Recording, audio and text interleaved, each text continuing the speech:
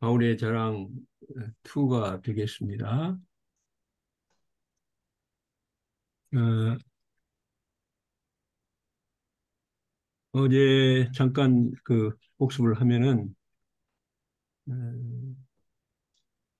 어제는 바울의 자랑 1이었습니다. 어떻게 사도 바울이 복음의 정당성을 어, 얘기했느냐 하면은, 음, 능력의 복음, 그것을 통해서 자신이 음, 전하는 복음이 합당하다고 하는 것을 얘기했습니다. 복음을 통해서 사람들이 변화되었다. 특별히 너희들이 변화된 것을 내가 자랑으로 생각한다. 뭐 이렇게 이야기했어요. 너희는 생명의 향기가 되었고, 너희는 어, 우리의 추천서, 편지가 되었고, 그리고 너희는 하나님의 대사였다. 대사이다. 라고 이렇게 말합니다. 오늘은 가난하게 되신 예수님을 바울은 자랑합니다. 개략적인 구조를 다시 한번 보면은 바울의 사도직에 대한 정당성을 1에서 7장까지 언급을 했고요. 오늘은 예루살렘 성도를 위한 연보 8, 9장을 내용으로 살펴보겠습니다. 왜 갑자기 이 연금에 대한 연보에 대한 이야기를 할까요?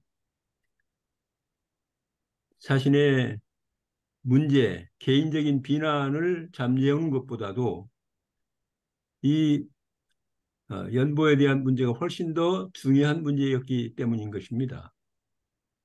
그래서 8, 9장에 걸쳐 이 헌금의 문제를 제시하고 있습니다.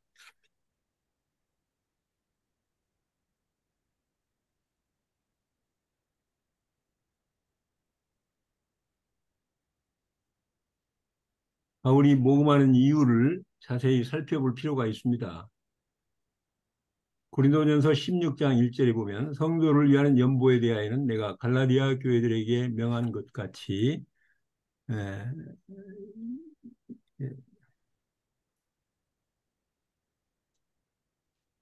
너희도 그렇게 하라 하고 이렇게 연보에 대한 언급을 하고 있습니다. 이 성도를 위한 연보에 대해서 갈라디아 교회들에게 명한 것 같이 해서 갈라디아 교회 이 편지 갈라디아 2장 9절로 10절의 말씀을 보면 또 내게 주신 은혜를 알므로 기둥같이 여기는 야고보와 게바와 요한도 나와 바나바에게 교제의 악수를 하였으니 이는 우리는 이방인에게로 저희는 할례자에게로 가게 하려 함이라. 다만 우리에게 가난한 자들 생각하는 것을 부탁하였으니 이것을 나도 본래 힘써 행하노라 라고 이렇게 어, 갈라디아인들에게 보낸 편지 내용 가운데 보면은 이 가난한 자들 우리에게 가난한 자들을 생각하는 것을 부탁하였다고 이야기했어요. 이게 어디서 나온 이야기냐면은 예루살렘 총회에서 사도들을 만났을 때 나온 이야기입니다. 당시 고대 세계에 형제가 있었는데 헬라 세계에서 에라노이라는 모임이 있었어요. 불행에 빠지거나 갑자기 돈이 필요한 친구를 위해서 돈을 객출하고 무이자로 융자하는 것입니다. 유대인 회당에서는 부자에게서 거두어서 가난한 자를 돕는 그런 직분이 있었습니다. 외국에서 성공한 자들, 그들이 성전 헌금이나 구제금을 전달하는 일들이 있었습니다. 바울은 그리스도 교회가 관대함에 있어서 유대인이나 이교도의 뒤지기를 원치 않았습니다. 새 신자들에게 그리스도의 사랑의 가르침을 실천하는 기회를 주고 싶었습니다. 사도회의에서 아까 말한 예루살렘에서 있었던 그 사도들의 모임 가운데에서 이 예루살렘 교회와 안디옥 교회 간의 일치 그리고 상호 존중을 위해서 이 모금하는 일이 결정된 것으로 볼 수 있습니다.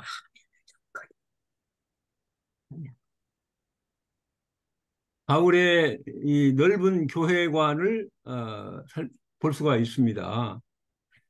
어, 유대인 및 이방인 그리스도인들의 마음이 교제와 연합의 끈으로 한데 묶여질 것이기 때문입니다. 어, 유대인 복음이 죄송 화면을 크게 했는데 죄송합니다. 아까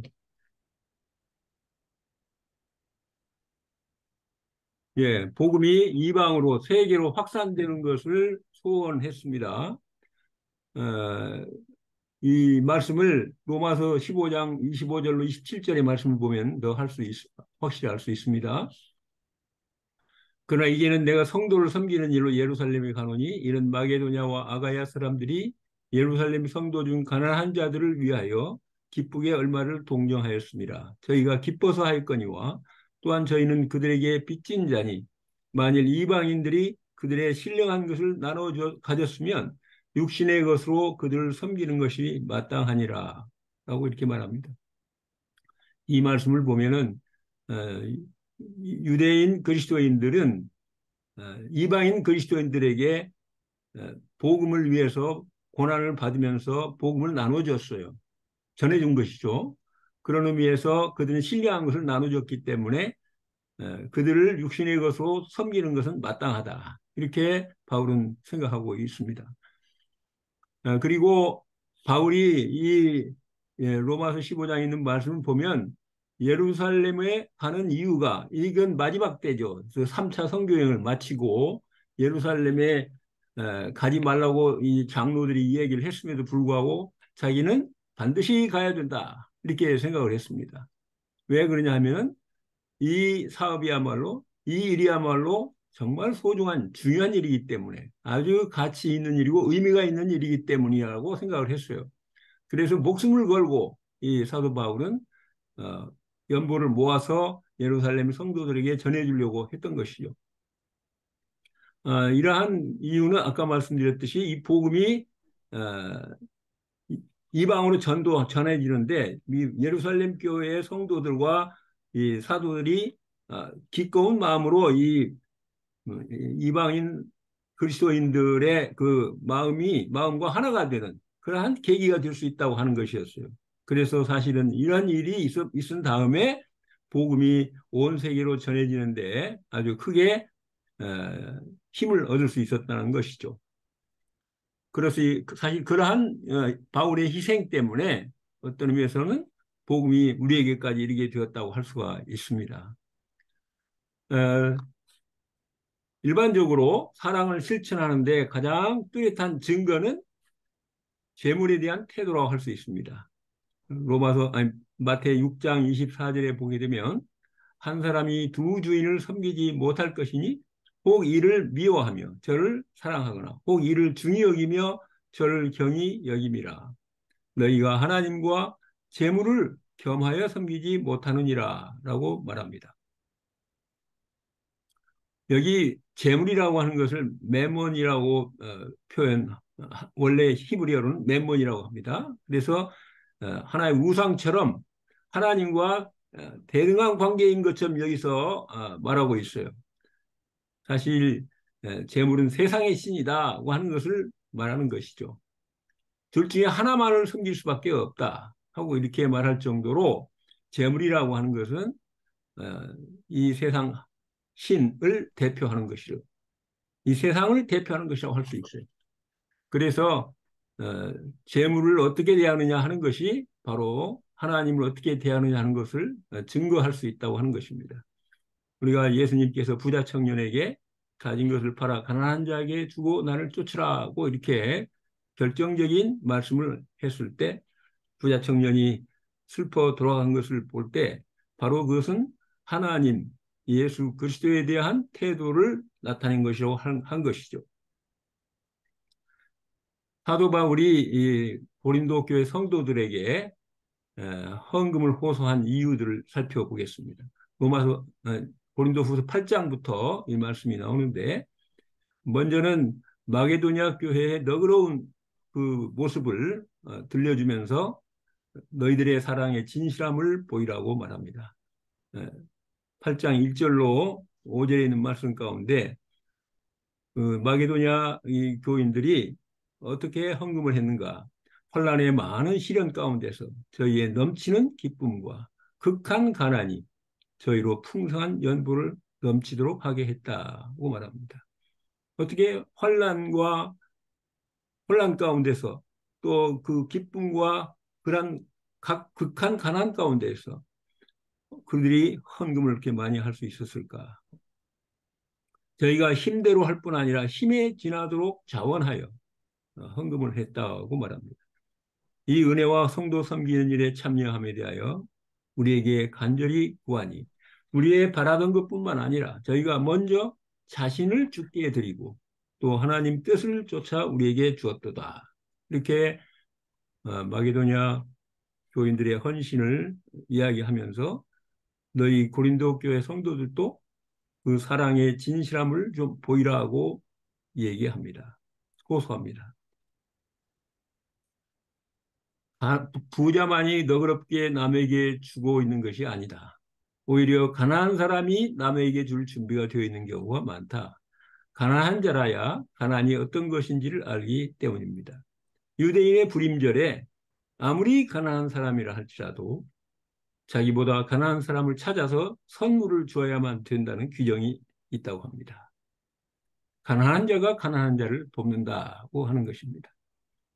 그리고 자신을 주심같이 하라고 이렇게 말했는데 사실 자신을 주는 선물이 최고의 선물이라고 말합니다.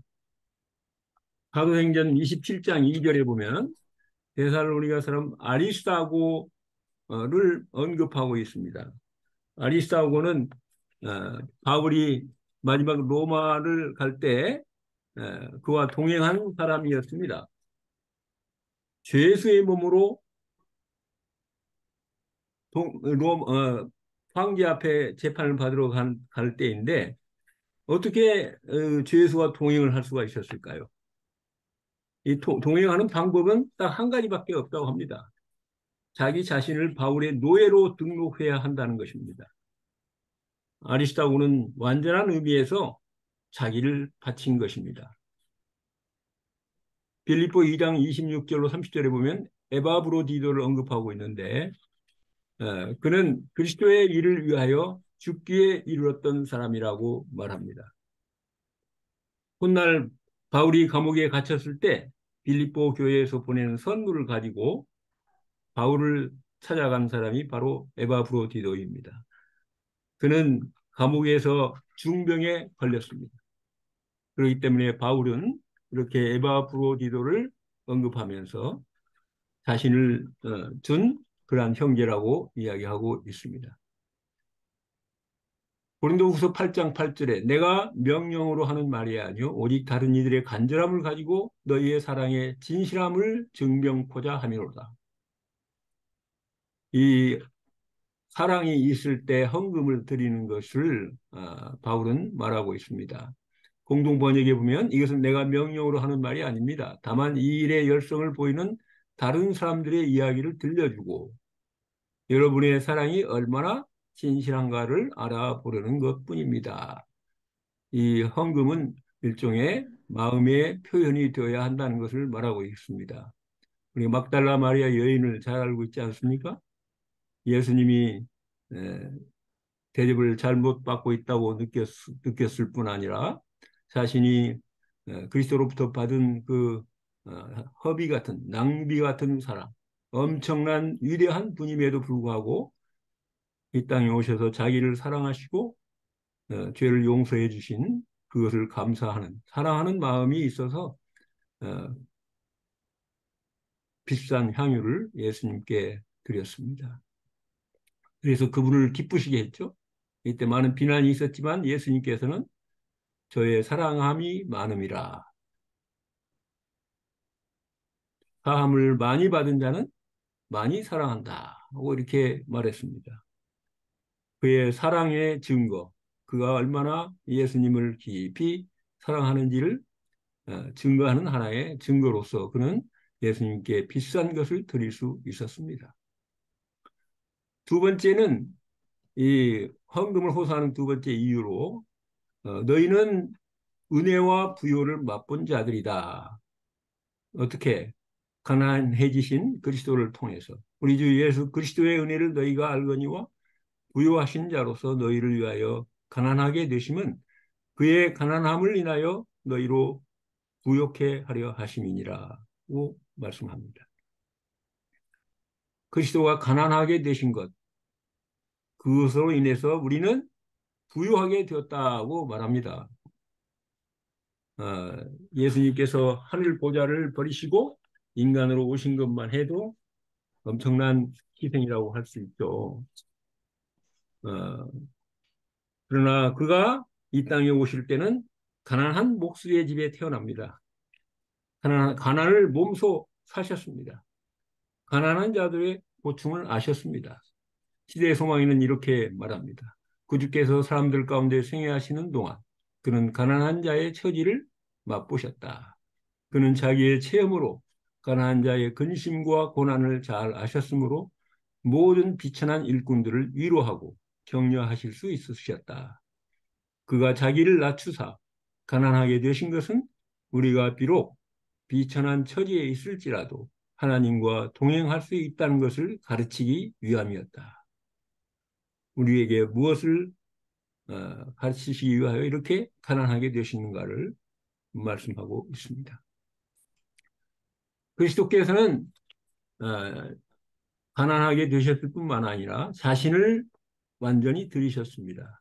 에베소 5장 2절에 그리스도께서 너희를 사랑하신 것 같이 너희도 사랑 가운데서 행하라. 그는 우리를 위하여 자신을 버리사 향기로운 제물과 생축으로 하나님께 드리셨느니라 라고 말씀합니다. 우리가 예수님의 가난하게 되심으로 말미암아 어떤 부요를 누리고 있는가를 한번 생각해 볼 필요가 있지 않겠습니까? 왜 예수님이 우리에게 주시는 최고의 선물인가? 뭐 더 이상 말할 필요가 없으면 잘 아시는 말씀입니다만은 다시 한번 생각을 해보면 그분의 희생으로 우리는 영생을 누리기 시작했습니다. 이미 그 영생이란 지난날의 모든 죄의 용서를 받고 평강을 누리고 있는 것이죠. 그 믿음에 의해서 그러한 축복을 우리가 누리고 있습니다. 또한 우리는 부활의 재림을 소망하고 살아가고 있으며 그래서 현재를 희생적인 사랑으로 살아갈 수가 있습니다. 이것이 우리가 누리는 최고의 부요가 아니고 무엇이겠습니까? 이거는 어떤 것으로도 살 수 없는, 돈으로 살 수 없는 최고의 부요라고 할 수가 있겠습니다. 고린도 교회 교인들에게 헌금을 호소하는 이유 세 번째는 너희들이 먼저 이 헌금하기로 결의하지 않았느냐. 그러니까 이제는 1년 전에 그 결심했던 것을 이제는 완성했으면 좋겠다 하고 이야기합니다. 사실 고린도 교회의 의연금품은 마게도냐보다는 훨씬 뒤떨어진다고 말합니다. 그 교회에 있었던 분쟁, 그런 악덕의 영향이 아닌가 이렇게 생각할 수 있고요. 물질적으로 풍요한 고린도의 성도들에게 호소하신 것은 어쩌면 인기 없는 일일지 모르지만 그들에게 나누는 기쁨을 맛보게 하기 원했습니다.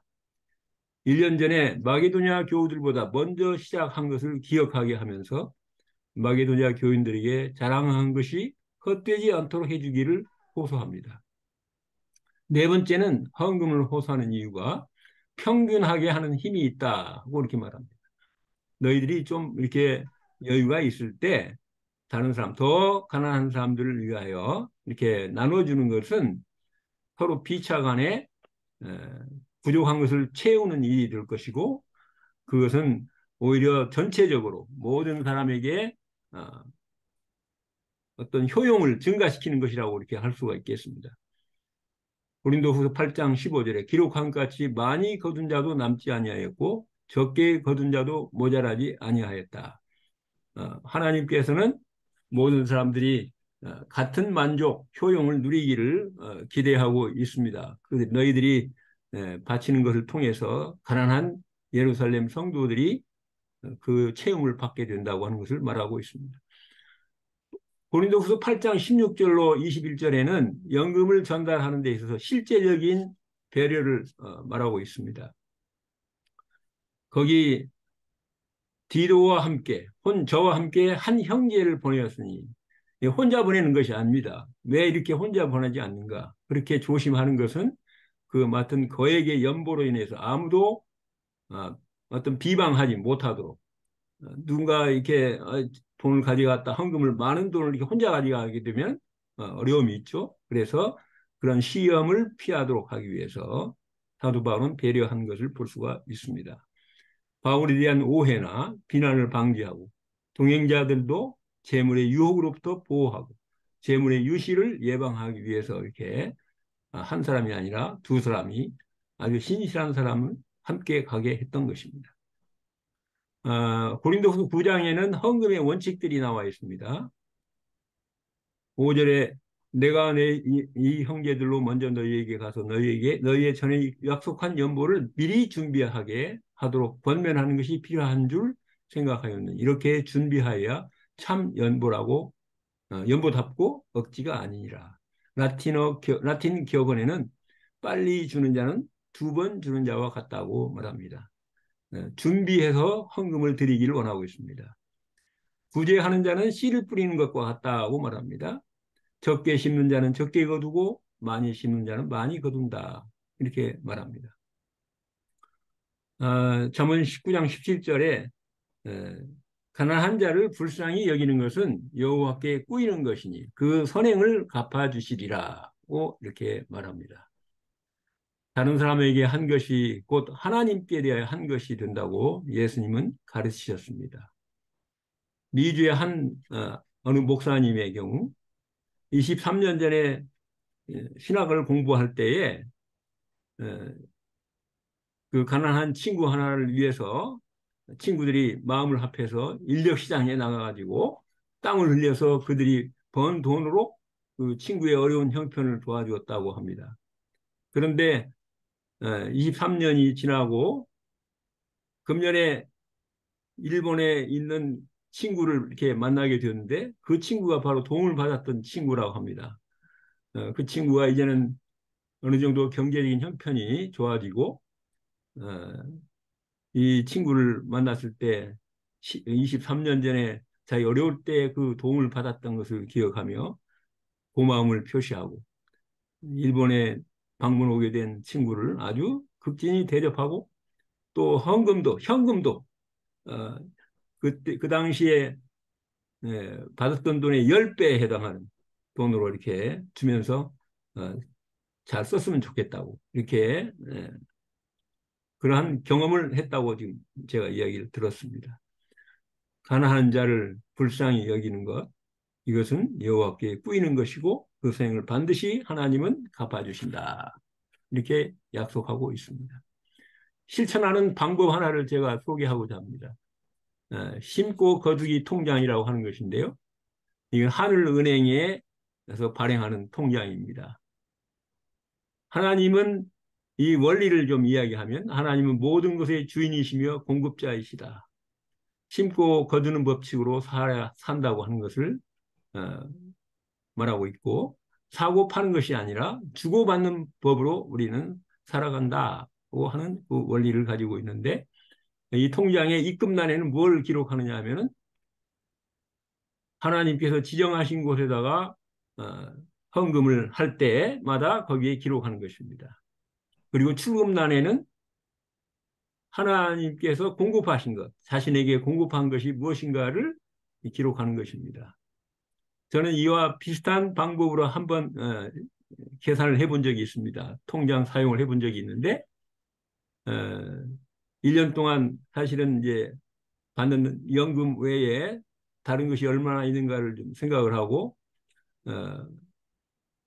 11조를 다시 좀 계산하기 위해서 이런 일을 해본 적이 있는데 사실 입금보다도 출금이 엄청 많았다는 걸 알게 되었어요. 그러고 보니까 이거는 내가 하늘에 가서 받을 수 있는 것이 전혀 없구나. 마이너스 통장이구나 하는 이런 결과를 알게 되었습니다. 사실 이 땅에서 하나님으로부터 많은 것을 받게 되었을 때 하늘에 가서는 받을 게 없다고 이렇게 생각하는 것을 우리가 이미 들은 적이 있는데 자신이 그러한 형편에 처해 있다는 것을 알게 되고 내가 입금란에 좀 더 많은 것이 입금이 될 수 있도록 그래서 잔액이 많아야지 하늘에 가서 받을 수 있지 않겠는가 생각을 해 보았습니다. 우리 자신이 하늘에서 많은 것을 받을 수 있도록 이 방법을 한번 생각해 보시면 어떨까 생각합니다. 아, 하나님은 즐겨내는 자를 사랑하십니다. 각각 마음에 정한 대로 할 것이요 인색함으로나 억지로 하지 말지니 하나님은 즐겨내는 자를 사랑하시느니라. 신명기 15장 10절에 구제할 때는 아끼는 마음을 품지 말 것이니라. 세네카는 이렇게 말합니다. 의심을 가지고 늦게 해주는 것은 차라리 아무것도 주지 않는 것만 같지 못하다. 리뷰지에도 이런 말씀이 있습니다. 바치는데 인색하기보다는 전혀 바치지 않는 편이 더 낫다. 이는 우리가 기꺼이 낼 마음이 없을 때 우리의 재물을 나누어 주는 것은 하나님을 조롱하는 것이기 때문이다. 우리는 우리의 축복을 좌우하시고 우리 마음의 생각과 목적을 읽으시는 분과 거래하고 있다는 사실을 마음에 새겨둬야 한다. 헌금의 원칙 네 번째는 하나님은 다른 사람에게 다른 이에게 줄 물자와 주고 싶은 마음을 동시에 주신다. 하나님이 주시는 이 마음, 이것을 우리가 생각해 볼 필요가 있는데요. 고린도후서 9장 8절에 아주 중요한 말씀이 있습니다. 하나님이 능히 모든 은혜를 너희에게 넘치게 하시나니 이는 너희로 모든 일에 항상 모든 것이 넉넉하여 모든 착한 일을 넘치게 하게 하려 하심이라. 적은 물질에도 만족하면서 아무것도 바라지 않는 것을 배운 사람, 물질이 없어도 살아갈 수 있는 법을 배운 사람, 이 사람을 말하고 있습니다. 하나님께서 주시는 넘치는 은혜, 이것을 맛보는 것이 얼마나 소중한 것인지를 말하고 있습니다. 이건 다시 말하면 자족하는 법이죠. 사도 바울은 이 자족하는 법을 배웠다고 합니다. 빌립보 4장 11절로 13절에 내가 궁핍함으로 말하는 것이 아니라 어떠한 형편에든지 내가 자족하기를 배웠느니 내가 비천에 처할 줄도 알고 풍부에 처할 줄도 알아. 모든 일에 배부르며 배고픔과 풍부와 궁핍에도 일체의 비결을 배웠노라. 내게 능력 주시는 자 안에서 내가 모든 것을 할 수 있느니라. 저는 이 마지막 말씀을 좀 오해했던 것 같아요. 내가 믿음으로 무엇인지 구하면 하나님께 다 주신다. 그러한 쪽으로 해석을 했는데 사실은 재물에 관한 실제적인 것이라는 것을 알게 되었습니다. 내가 예수님께서 능력을 주실 때 아무리 가난해도 비천에 처해도 내가 배부를 수 있다고 하는 것. 이것이 진정한 하나님의 능력이라고 하는 것입니다. 이 구제 헌금을 드림으로 고린도 교인들이 어떠한 형편에 처하게 되는지를 사도 바울은 이렇게 말합니다. 예루살렘 성도들의 가난을 덜어주는 직접적인 결과뿐만 아니라 예루살렘 성도들이 하나님께 무한한 감사와 찬양을 올리게 된다고 하는 것입니다.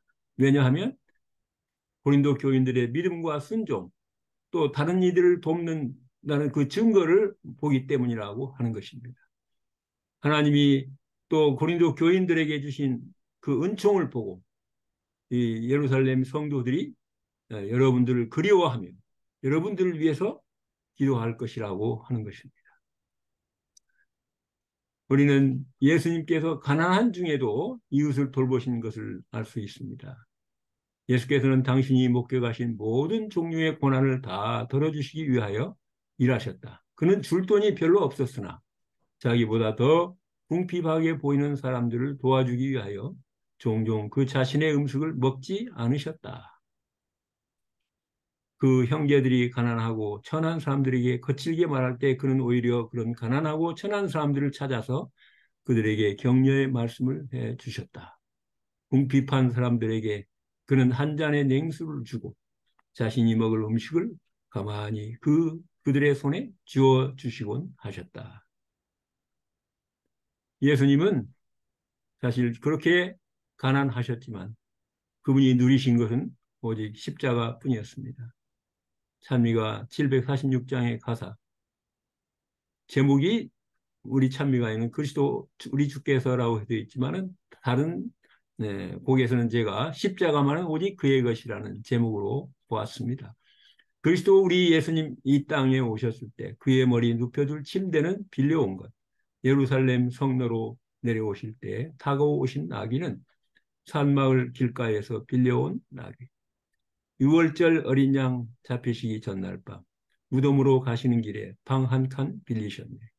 그의 무덤 위하여 동굴 하나 빌린 그들. 그의 시체 감아드릴 세마포도 빌렸네. 그러나 그가 쓰신 가시관과 친히 지신 십자가는 오직 그의 것. 십자가는 오직 그의 것. 마지막으로 정리하겠습니다. 그리스도께서는 가난 중에 자족하실 뿐 아니라 이웃에게 나눠주시고 자신까지 주심으로 우리를 부욕해 하시고 우리에게 능력 주심으로 어떤 역경에서도 사랑으로 반응하며 너그럽게 나눌 수 있게 하시고 우리가 모든 것을 할 수 있다는 믿음 주심에 감사합니다. 기도하겠습니다.